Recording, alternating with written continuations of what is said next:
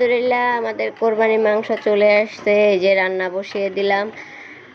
আমরা কিন্তু 11টার ভিতরে খাইতে পারছি আলহামদুলিল্লাহ। আসসালামু আলাইকুম, কেমন আছেন সবাই? আশা করি সবাই অনেক ভালো আছেন। আলহামদুলিল্লাহ আমরাও ভালো আছি। আসলে ঈদের দিন ব্লগটা শেয়ার করতে পারি নাই, তো ঈদের পরের দিন শেয়ার করলাম আর কি। ঈদের দিন অনেক ধরনের কাজ থাকে, সময় পাই নাই। তো এখানে যে মাংস কাটাকাটি হইতেছে, ভাবি, আমার শাশুড়ি, তানহা, আরও এক আপা আছে, ওনারা বসে কাটতেছেন। আর আমাদের যেহেতু তেমন একটা জায়গা নাই বসে আর কি মাংস কাটার, তো এই জন্যই আমাদের ডাইনিং রুমে, আমরা যেহেতু নিচতলায় থাকি, তো ডাইনিং রুমে বসে সবাই কাটতেছে। আর দরজার সামনে হচ্ছে কষাই ছোট বড় বড় পিস করে দিতেছে আর কি। আর ভাবি ওনারা হচ্ছে বটি দিয়ে আবার ছোট করে পিস করে নিতেছেন। তো এগুলো হচ্ছে সলিড মাংসটা আসছে প্রথমে, আর এখনো হাড্ডি কাটা হয় নাই।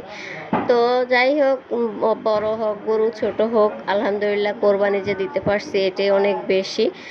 তো ভাইয়া ওনারা বললো যে রুটি দিয়ে খাবেন, তো ওই আপা রুটি বানিয়ে দিচ্ছে। এখন এই যে রুটিগুলো ভাজতেছি এখানে।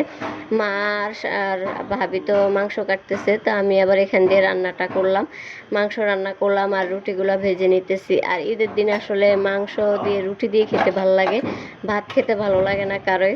তো এখানে যে মাংস কিন্তু প্রায় হয়ে গেছে, আর মাংস একটু ঘন ঘন লাললে তাড়াতাড়ি সিদ্ধ হয়। আর কোরবানির গোশত তাড়াতাড়ি সিদ্ধ হয়ে যায়, সময় নেয় না একদমই। আর এখানে আমার রান্না করতে করতে দেখেন ভাগও হয়ে গেছে, 4 ভাগ আমরা।